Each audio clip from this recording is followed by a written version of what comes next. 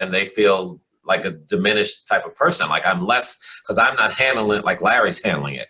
So when we have our weekly staff meeting, I'm like, I'm not handling it. This is hard for everyone. We need to help each other. We need to be open. I'm having a tough day.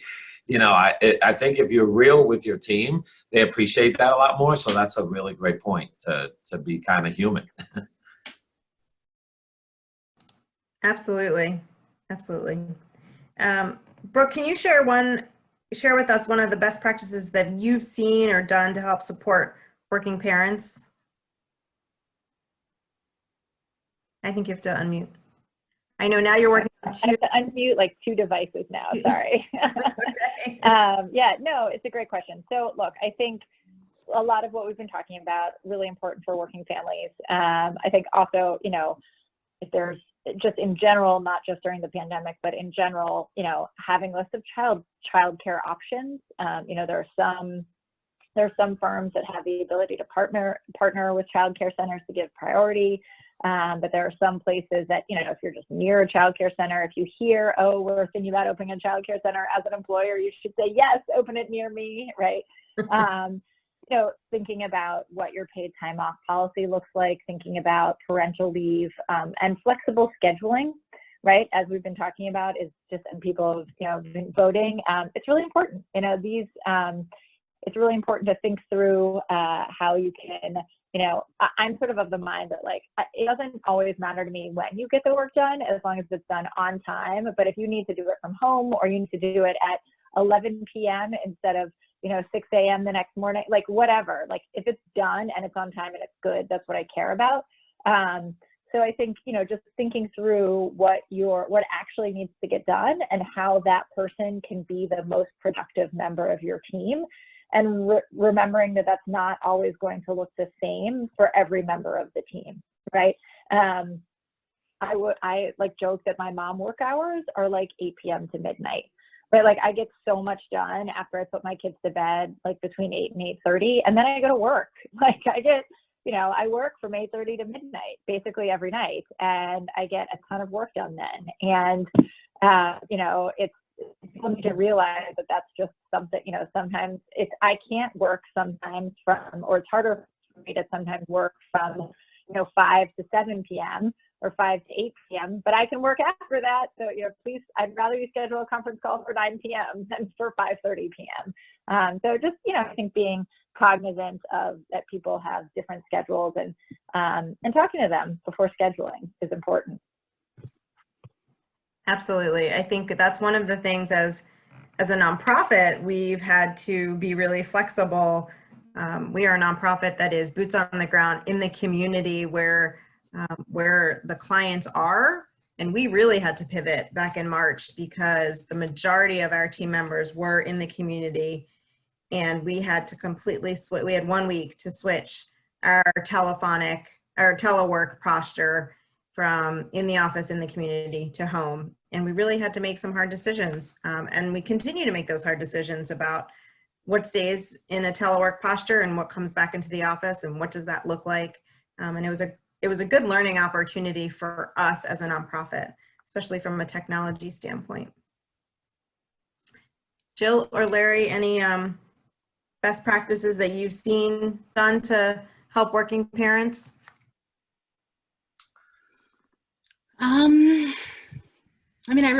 like what the delegate said. I think, like I said before, I think just flexibility and empowering the workers. I think that's really what I think of when I had employees. I think, the same as the delegate, whenever you could get your work done, I think it doesn't matter. I think, with the number of women who aren't working now, it's frustrating because I feel like we sort of invented working from home and doing it all at once, and we're the ones who suffer the most, which is really frustrating. So I feel like just especially understanding that we know how to do this. We've been working our own hours and making it work all along. So just let us keep doing that. Yeah. We have a question from one of our panelists. What is the best approach to be flexible for parents, but also not seem preferential to working parents? Do non-parents feel poor morale, feeling like they're the only ones working? It's a really good perspective. Yeah. So I'm going to jump in on that one just because I've kind of grew a lot during the pandemic, and operationally and organizationally, I had to really do a lot of different things. And one of the things that were really important, I feel, is making sure if you run your business where there's a vision and a mission and a strategy to achieve the goals of the company, and you align that with your team, if you're on the same page, then there isn't this feeling of they get preference over others. It's more of we work together to get it done. Just because you're at home and I'm not, that only becomes an issue if they're not unified already before all this happens. So I find that the best thing to do is look inward and see how you are seen by your employees, and first make sure that everyone's kind of on the same page, heading in the same direction. If not, then yeah, there is more damage control, and you might have to have one-offs and one-on-one meetings and talk to people and see where their head's at based on the fact that Sam can work from home and you don't have kids, so you can't. But I think that's more of a deeper issue, which is, are you all moving in the same direction together? It's a really valid comment. It reminds me of, I'm going to date myself, but the movie 9 to 5, where they really tried to make changes within the office, right? And part of it was these shared job responsibilities, where one worked a half a day and the other person came in and worked the other half of the day. But it is about that teamwork effort that Larry spoke about. And depending on the type of job and business, and that may be easier or harder, of course. But I do like that perspective and that optic. So I keep muting myself. A study from Johns Hopkins Bloomberg School of Public Health found that 41% of Americans delayed or missed medical appointments due to the pandemic. This is not surprising. And parents often put off those annual appointments and screenings. And oftentimes it's women. What can an employer do to encourage their team or staff members to make their physical and mental health care a priority? Larry, I'm gonna pitch this one to you again. So in my world, a lot of my managers are women, and I make sure we're big on being healthy and healthcare. Health is a real focus. I take it really seriously here. So to the point where I built a gym in my office to give people a place to relieve stress and work out. So they said I wouldn't do it, and I didn't, and I said I'm going to put my money where my mouth is and do it because I really believe in it. And I'm selfishly doing it because if you're healthy, then you're going to be available to support the goals of our company, right? But more importantly, these women, I've tasked them with leading the workforce they manage, which are also a lot of women. And I've asked them, if you're taking care of yourself, if you're being healthy for yourself, are you asking your workforce, are they doing it for themselves? Or are you just making your appointment, living your life, and thinking that that's their own responsibility? And ironically, when I asked that question, we didn't even think of that. And I said, well, not just asking them, hey, how's your day going? But getting into maybe some other conversations that maybe wouldn't be the greatest thing if a guy asked the lady, did you get your annual? I don't think that's appropriate. I wouldn't want to say that. But in a different environment where there's a different comfort level there, maybe it's okay that one of my managers can communicate on that level to even one of my crew leads who talks more with the frontline folks and say, hey, it's okay to remind people they have paid leave and paid time off and to use it. And that kind of dialogue became very evident during this whole pandemic for my team. So, Delegate or Jill, any comments on? No, I think, Larry, that's wonderful, because I know I've been putting off a mammogram for like a year, and I have to do that. And I think it's important. And I think being parents and working parents, it's hard to find the time to fit that stuff in. I don't have any wonderful tips. I just wanted to say that I so relate to that. Right. We're going to follow up with you, Jill, make sure that you get that scheduled, and be on your tail about that.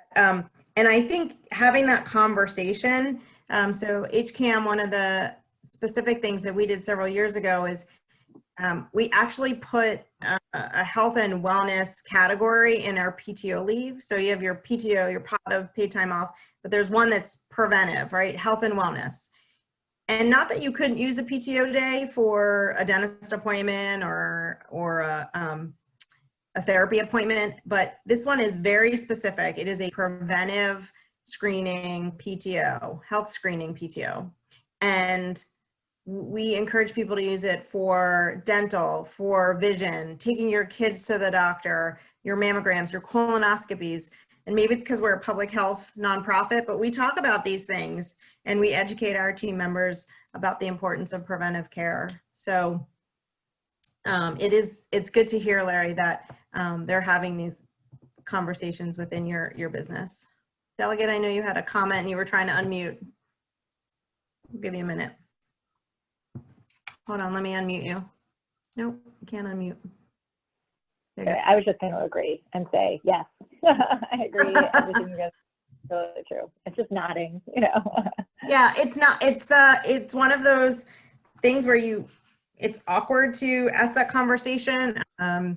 Oftentimes to individuals, like, have you had your screening, or someone's celebrating a 40th birthday, and it is kind of, where do you draw the line in your work and private life?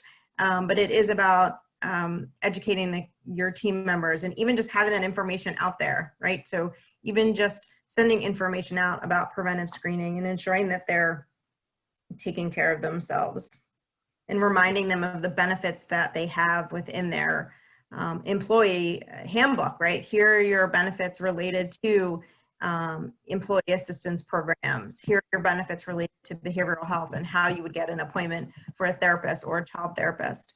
Just reinforcing that. Brooke, we hear a lot about roles that parents have taken on supporting virtual learning. I, for one, have been doing a lot in Schoology in Baltimore County, and caring for young children at home. From your perspective and role, what are the other stressors affecting parents in today's workforce? Sure, it's a great question. I think, I think stressors in today's workforce for parents there's so much logistics, right? And it takes up a lot of brain space. During session, for instance, we had an au pair living with us for a year, but then we couldn't renew au pairs because the Trump administration closed all the borders. And so in January, we lost our au pair, we booked a nanny, and then she ended up not being able to continue because of her work, because of her class schedule. So in the middle of session, I had, 3 days to find somebody to watch the kids. And this sort of thing it comes up. And I think one of the things to realize about kid stuff is it comes up often very unexpectedly. Somebody gets sick, or, my daughter fell and fractured her wrist, and, things like that, they happen and they're unplanned. And so I think parents, we thought, most of us were doing the best we can to try to juggle, and then parents have to sort of prioritize, okay, whose meeting is most important, and then the other parent has to go to the doctors, right? Or if you're a single parent, right, and you don't have that option, and you're relying on a relative or a neighbor, and you can't always impede. So, but I just think there's always sort of brain space going towards logistics, and who's picking up whom when. So I think there's a great question in the chat, though, that asks about, what's the best approach to be flexible for parents, but also not seem preferential to working parents. So, right, this is a balance for every employer. And so, if a 6 p.m. Phone call time for the team works best for non-working parents, but for working parents, 6 p.m. is a really difficult time, you say, okay, like every other week it's going to be and then, every other week it'll be 9 p.m. or, 8 a.m. or whatever is good for the parents. So I think trying to, meet people halfway, I think is important, and just taking both sides into account, not because we're either pro or anti-child, but just because people are at different stages in their life, and you want every person on your team to be able to be the most productive that they can be and be fully present, right? Because you've hired people who you trust and you want to empower to do great things for your company. So you just have to I think it's a lot about just saying, okay, well, this works, you know, for you sometimes, and this works for that person sometimes. So let's just find a balance. And it's, you know, making sure that you're communicating that to all of your employees, so that, you know, I don't want non-parents to feel poor morale. You know, they shouldn't feel like they're the only ones working. And we don't want that. It's just that, you know, different people work at different times sometimes too. And so, you know, also, it's just important that people recognize when we're in different stages in life, right? Work looks different. But it's a good point, and I just wanted to address that. My favorite thing, I'm just going to interject. Yeah, go ahead, Jill. My favorite thing when I worked at Scary Mommy, it was all moms, and for the most part, young moms. So all of our conference calls took place at like 2:00 in the morning, and it was all of us, which was the best. And then all day we wouldn't have to be in touch because, you know, we were with our kids. So it's, yeah, that's. I think, Delegate, you had such a great point that I got to add on to. So as business owners, as managers, as leaders, we can't get our teams together for staff meetings or other meetings when we want them all available, but that's okay. So then why isn't it okay if there are family issues and you make the same adjustment? So it's really a mindset. Like if I have a staff meeting and because of client needs or projects or things that are happening, instead of 20 people being there, there's only going to be 4, then I'm not going to have that meeting. I'm going to be fine with rescheduling because suppose everyone's working. So if I can be okay with that, why can't I do the same thing when, and understanding that there are different situations and schedules and needs for the same team of people? Very valid point. Absolutely valid. And I think also this has come up in other conversations in dealing with our mental health, but also as a parent, as you get older as a parent, we also find that you are now have that reverse role of taking care of your parents. So we also see, and I know we saw a lot of that in the pandemic. I, for one, had 3 Instacart orders going to 3 different families, my parents, my in-laws, and my own house. And so just trying to coordinate all of that during the middle of a pandemic and parenting and working, running a nonprofit, it's challenging. And so also recognizing, as we talk about other stressors, making sure that we're not missing the boat on that parents often end up being caretakers for other family members. So I just wanted to reinforce that as well. Jill, what resources or benefits are needed to help parents balance their responsibilities to work and caregiving for their families?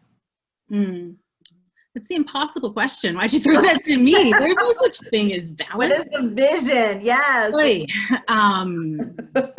I don't know. I mean, that's something that I struggle with constantly, because when you're succeeding at one, you're failing at the other. I think, It's a hard one. Yeah. I mean, I venture to say it's like almost an impossible one. I'm kind of stumped as far as balance. I cannot help you with that. Art is my best friend. It really is. It's still this day. It's my best friend.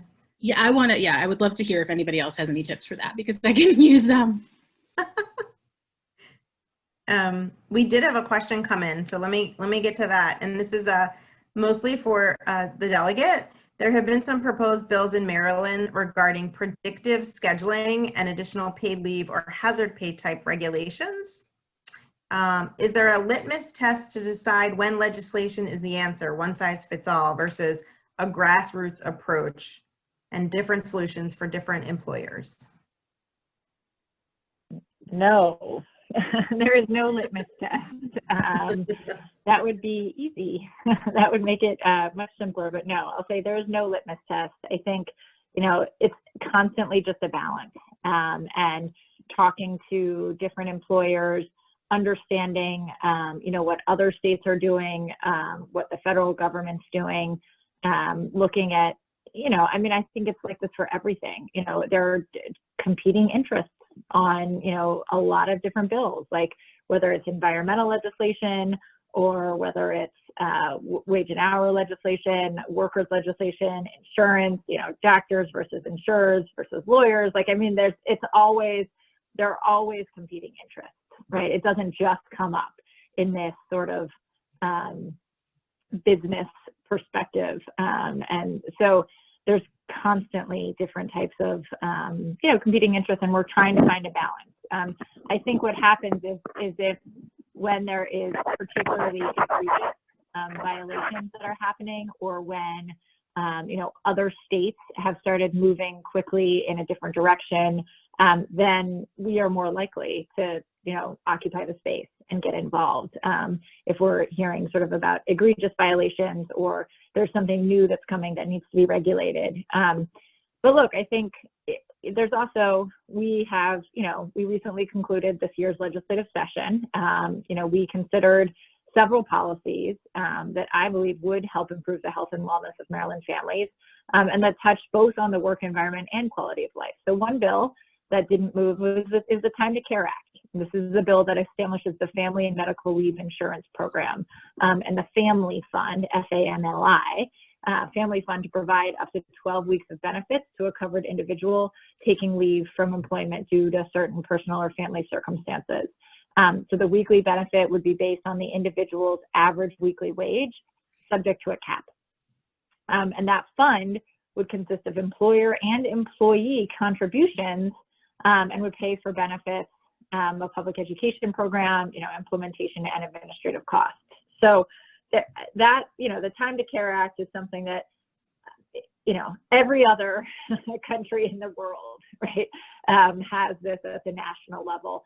And we have not been able to move forward. So states are starting to move forward instead. There was also the Maryland Essential Workers Protection Act, which was an emergency bill and established benefits and protections for essential workers only during a catastrophic health emergency. And it was scaled back pretty significantly, but and it only applies during a public health emergency, but we did pass that. We also passed legislation that supports telework, right? And a bill establishes the Office of Telework Assistance and the Business Telework Assistance Grant Program in the Department of Commerce to allow for additional telework and to help employers move to telework. It requires public institutions of higher ed to comply with the telework program. It requires the judicial and legislative branches of state government to maintain a telework program. And we, of course, two other things that I think are worth mentioning, the Earned Income Tax Credit and the Relief Act.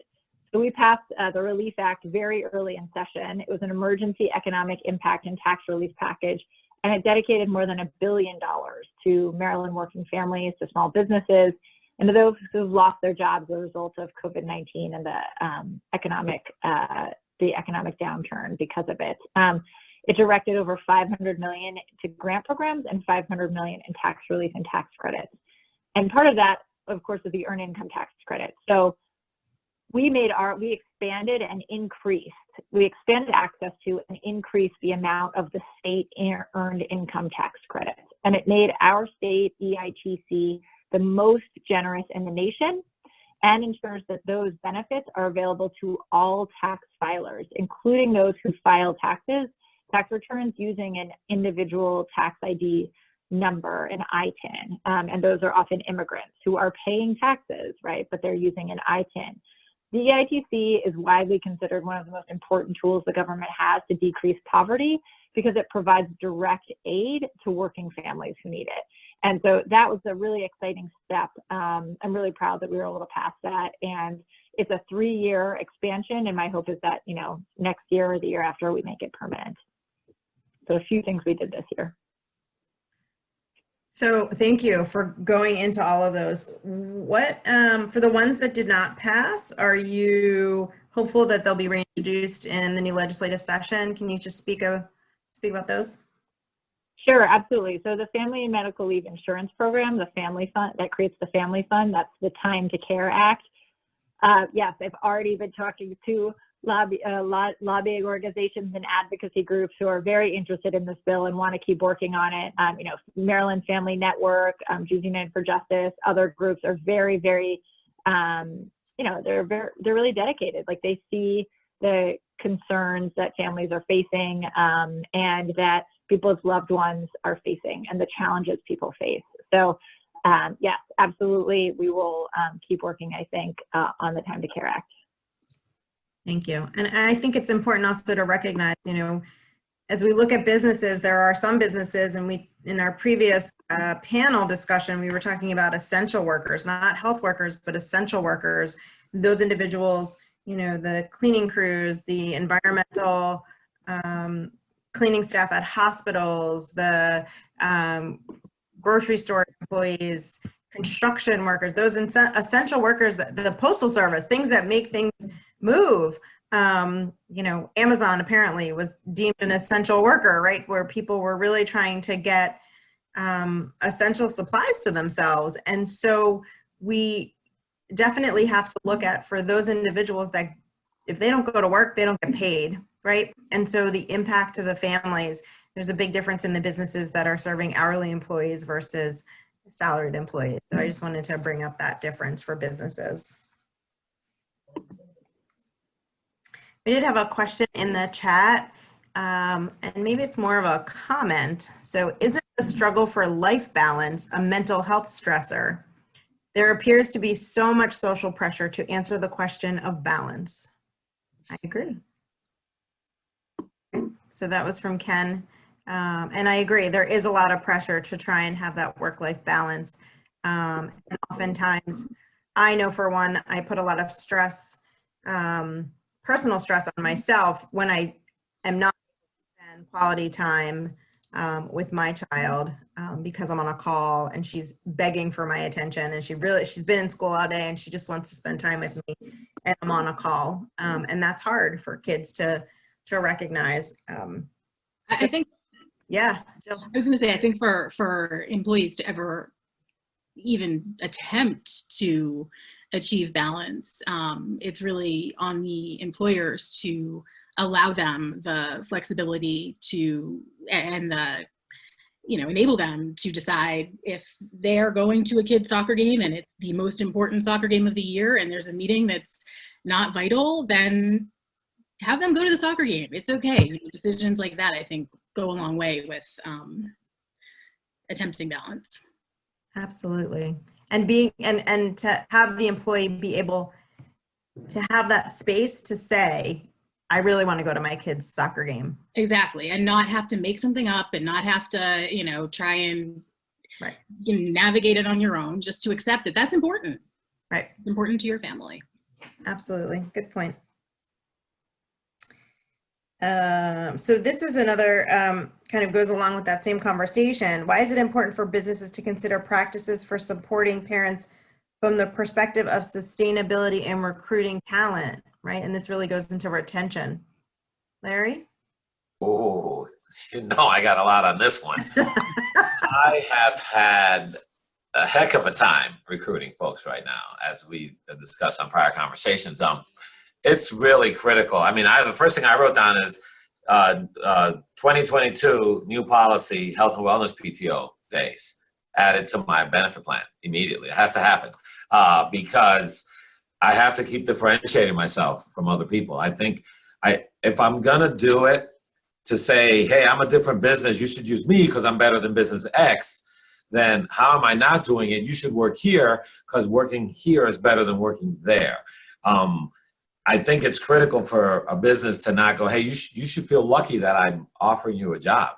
It shouldn't be that kind of relationship. It should be like, hey, the goal here is that we come from an interview and we feel there's a mutual synergy, that we work together with the same goals, right? We're working to accomplish, whether it's your personal stuff aligns with my business stuff or whatever the case may be, but there has to be some sort of alignment between the owners of the companies and the employees. And so if you're not going to do the right things to attract them, especially now, of all times where, you know, we were talking jokingly about even McDonald's is paying $18 an hour these days. So everyone's in it like, I've got to give. I saw another place giving iPhones away if you take a job there. The market is different, and we live in a different world. And if as an employer, as a business, you're going to be like status quo and I'm business as usual and everybody should feel lucky that they get to apply here, you're going to run out of workers and then probably call me the staffing guy to supplement, which I don't want that guy as a client, right? Because we want clients that treat people right. So I do think it's really, really important to prioritize that as a business and take the biggest thing, to be honest, is and I talk to a lot of business owners, is looking inward and say, would I work for myself? You know, as a business owner, we don't ever do that. We think we're doing everybody a favor. And if we just turned the mirror around and said that, I bet we would probably be able to say, I got to improve these 4 or 5 things in my own business.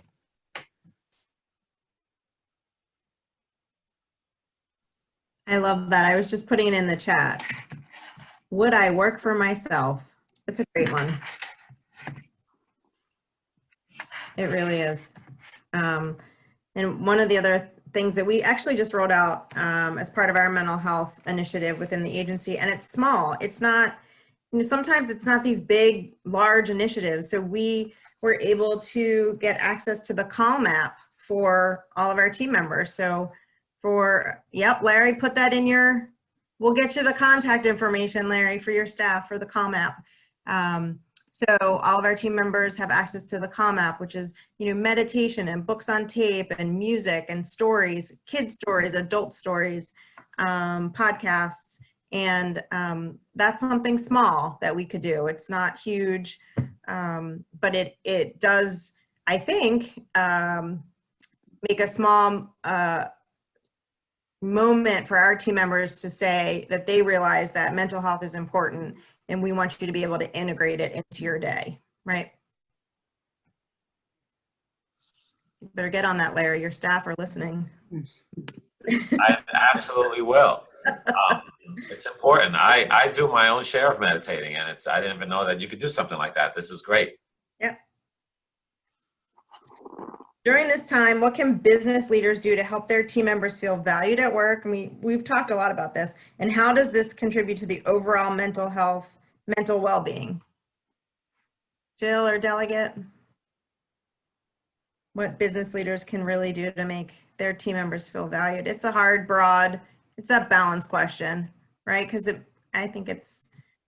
Yeah, it's tough. I mean, yeah, that's tough. It's a really broad question. And I think, you know, going back to what we were talking about earlier, it's about connecting with people, talking with them, understanding, making sure you're checking in with them regularly.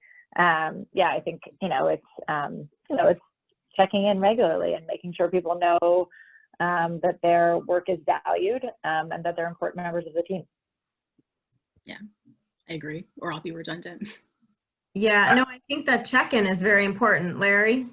I was just going to say, I talked to a business owner who struggled with that. And he said, it's just not who I am. I'm the kind of person that I don't need that for me to get through my day. So it's hard for me to realize that others do. So he built it in his calendar. And he just said, you know, in his calendar, he said, on these days, you know, go check in on the staff. And that way, because he's very, you know, kind of a personality type, like I got to be structured.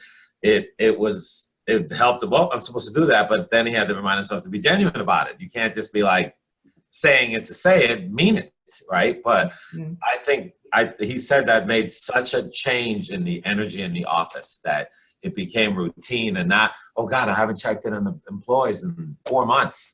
I should probably go around and do that. It was more normal, and then it becomes, they kind of will expect it now, but that's okay. Because I think it creates an environment where like people are comfortable to say, hey, I got a really big soccer game to go to. Is it okay if I leave at 3? Mm-hmm. You need that. Yeah, checking in, and it's important. Moments that matter, like what's going on, how before you start a meeting, asking people what's going on in their life, what are they doing good for themselves today? It's a simple question, and just remembering to do that is important. So I'm going to make sure that if anyone in the audience has a comment, oh, interesting. For more than 20, Ken, again, for more than 20 years having included transcendental, did I say that right? I know I'm not saying that correctly. Meditation as part of my employee benefit package. It has reaped an abundance of business and personal rewards. Interesting. Ken, you might need to send us a link for that so you can share it. I think that's a great opportunity for all involved. I do think we need to enhance behavioral health benefits as well for for our team members. So one lasting change or added benefit or message to our businesses that are joining us today for our workplaces that you hope to see beyond the pandemic. Things that you'd like to see. Let people work from home. There's no. I'm sure my staff would love that. Yeah, there's no reason not to, as long as it works, as long as you can get your work done and it works for everybody. You know, don't pressure them to come back. Yeah. Delegate? Yeah, I think flexibility is the name of the game. I will say I don't like working from home. I don't want to work from home. So like, you know, but I recognize that other people do want to work from home. So I think just finding the happy medium and like, you know, but still like, but talking to people about it. I do worry when I hear some offices saying they're like cutting all their office space so everyone can work from home. I wouldn't want to work there. Like, you know, I want my home to not be my office, right? I want it to be the place that I go home to. And also I don't, you know, my kids are there a lot of the time and, you know, so I think it's just, you know, it's a lot about just talking to people and understanding what works and being flexible. But I do think, you know, something that I hope doesn't, you know, we have lived on Zoom, right? And it's been a really frenetic pace, I think, you know, for many of us for the past year. And it sort of feels like the workday never ends sometimes because, you know, people have all their work stuff at home and so they can just log on and their computer's there and they're working remotely anyway. And so I do hope that there is, that there can be some separation, right? That you, and this isn't just about the pandemic, it's about having that work phone and email and your iPhone or whatever, and being able to constantly think about needing to check email. I think there needs to be a way, some sort of way that people, you know, don't always expect you to be on email like 24/7. And maybe that's just my line of work where I am on email 24/7 and my constituents can always reach me. And I'm grateful for that. You know, I love doing that work, but I do think in other businesses too, there is sometimes an expectation of, well, you have all your work stuff at home, like, can you just do it? And it's like, there has to be some separation sometimes. So thank you for convening this. It's really interesting to hear the different ideas that folks have. Yeah, thank you, Delegate. I do think, so there is a nice, for me, there's the part that likes to be able to kind of get ready and go into the office in my house. But then there is also that added stressor of, well, let me just throw in a load of laundry between meeting X and meeting Y. And so I feel like that puts more stress on us. So can I just be present in my job? If I'm in the office, I'm present. I'm not worried about the laundry. I'm not worried. Maybe you're worried about it, but you're not having to do it. And there is something nice about getting out, getting outside, getting out of our leggings and our pajama bottoms. Oh, I don't want to. You don't have to, Jill. We won't make you. There is something nice about that. We did have one other comment. What's coming next? Have you heard of any trends you're considering to implement in the next year? New benefits or policies or recruitment tactics? It is one of the questions that I have as we interview new team members. What is the transition of working from home? We're getting that question often from mostly C-suite leaders, but from the frontline businesses, I'm not sure what that looks like. I mean, for me, I was essential, so we didn't really change. And I'll just throw in that my wife's worked from home for almost 12, 13 years. And so when the pandemic hit, it was just Tuesday. Whereas for me, I was like, what do you mean I have to stay home? I almost lost my mind because I'm an extroverted person. I need to engage people. I need to have energy from others, and it can't be from my kids. So I got out of there, but I do think that where we are today, there has to be, people have blurred all the lines. Everything's blurred. And there has to be some separation there so that you can turn it off. I mean, I can't tell you until I came home and told my wife, why are you still in the office working? It's 7:30. I got to get this thing done. Do you really have to get it done though? And I almost had to negotiate to prove that, no, you didn't. And then the next day I go, hey, that thing you didn't finish, did your firm go under? Hey, look, they're still open. That's great. So let's try to work on that, right? And so, but it's hard. I see her, I realize how hard it is. So my worry and what I hope comes out of this is what you kind of echoing what you're all saying and kind of resonating through this whole call is balance. Can we get better balance? Can we be better people? We're so understanding. I feel I had to be more understanding to where people stood with the pandemic, the mask, when to wear it, how safe you felt. Do you come and meet now that things have lightened up? And I became this person that was very cognizant. I generally am anyway, but even more cognizant of other people and what made them comfortable. I hope we come out of this as that's the more of the norm of us as people, that we're just more understanding. If someone wants to keep wearing a mask for the rest of their life, don't judge them. Let them wear their mask. It's okay. He'll probably prevent me from getting his cold, so I'm good with that. I think that's where we need to, that's what I would like to see come out of all of this. Yeah, absolutely. I do miss my commute. I miss that 20 minutes of like me time of NPR or like the radio, catching up with a friend that lives on a different coast, right? That's in mountain time and is 2 hours behind me. Like I miss that opportunity to drive into work or drive home from work and have that 20 minutes of quality time. So trying to commit myself to turning off the computer and giving myself that time back if I'm not commuting into the office.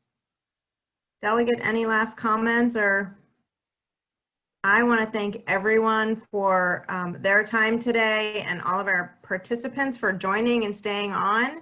I want to remind everyone